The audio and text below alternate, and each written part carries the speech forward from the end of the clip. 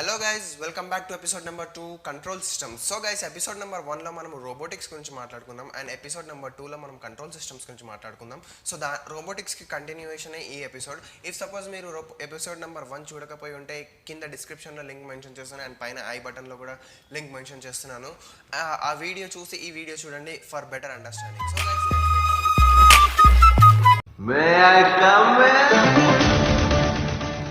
Guys, అసలు control system అంటే ఏంటి, కంట్రోల్ సిస్టమ్ వల్ల ఉపయోగాలు ఏంటి, దాని అప్లికేషన్స్ ఏంటివి అంటే ఏదైనా ఒక మెకానికల్లీ మూవింగ్ పార్ట్ అనేది మనకు తగ్గినట్టు పనిచేయాలి, మనం చెప్పినట్టు అది పనిచేయాలంటే దానిపైన మనకు కంట్రోల్ అనేది ఉండాలి. సో ఆ కంట్రోల్ అనేది ఉంటేనే మనకు తగ్గినట్టు అది పనిచేస్తుంది, మనం చెప్పినట్టు అది వింటుంది అనమాట. సో బేసికలీ కంట్రోల్ సిస్టమ్స్ అనేటివి 2 టైప్స్గా డివైడ్ అయి ఉన్నాయి. ఫస్ట్ వన్ వచ్చేసి open loop control system and second one వచ్చేసి closed loop control system.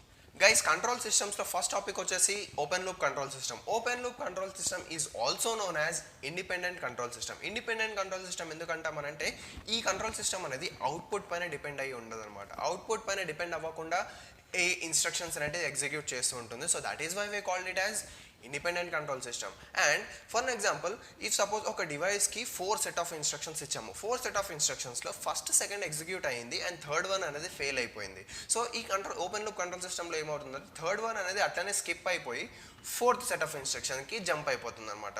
So ఇంకా ఈజీగా అర్థం అవ్వాలంటే ఎగ్జాంపుల్ వాటర్ హీటర్ తీసుకోండి. వాటర్ హీటర్ ఏం చేస్తుంది, మనం ఒక బకెట్లో వాటర్ ఫిల్ చేసి హీటర్ ఆన్ చేసి స్విచ్ చేసి పెట్టేసేయంగానే ఈ వాటర్ టెంపరేచర్ ఎంత ఉంది, దాని టెంపరేచర్ అది ఫ్రీజింగ్ పాయింట్లో ఉందా, వాటర్ అనేది బాయిలింగ్ పాయింట్లో ఉందా, ఇట్ డజంట్ కేర్ అనమాట.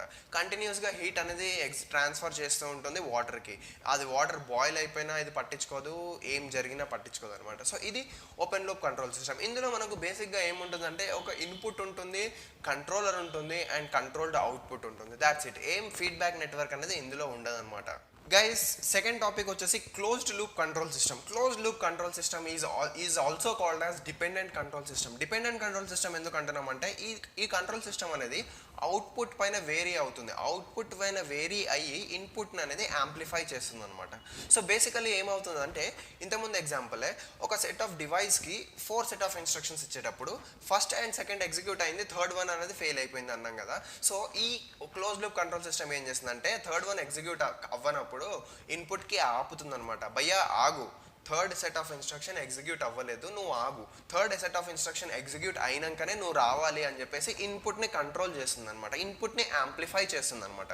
సో యాంప్లిఫై చేసి అన్ని టాస్క్స్, అన్ని ఇన్స్ట్రక్షన్స్ అనేటివి ఎగ్జిక్యూట్ అయ్యేదాకా ఈ కంట్రోల్ సిస్టమ్ అనేది ఆఫ్ అవ్వదు అనమాట. ఈ క్లోజ్ లూప్ కంట్రోల్ సిస్టంలో ఏముంటుందంటే ఒక ఇన్పుట్ ఉంటుంది, యాంప్లిఫైయర్ ఉంటుంది అండ్ కంట్రోలర్ ఉంటుంది అండ్ ప్రాసెస్ అవుట్పుట్ ఉంటుంది. ప్రాసెస్ అవుట్పుట్ కింద ఏముంటుంది, ఫీడ్బ్యాక్ ఉంటుంది అన్నమాట. ఫీడ్బ్యాక్ నెట్వర్క్ ఏం చేస్తుందంటే అవుట్పుట్లో అన్ని ఆపరేషన్స్ ఎగ్జిక్యూట్ అయ్యాయా లేవా, సో దాన్ని బట్టి ఇన్పుట్ని యాంప్లిఫై చేస్తుంది అనమాట. So guys, this is what about the control system. ఈ వీడియోని ఇంతవరకు మీరు చూసారంటే my dear friend, you have to subscribe to my channel and share this video to all your friends. Guys, ఈ టాపిక్ పైన మీకు ఏమైనా డౌట్ ఉంటే కింద కమెంట్ సెక్షన్లో feel free to comment and do subscribe to my channel, share this video. Jai Hind.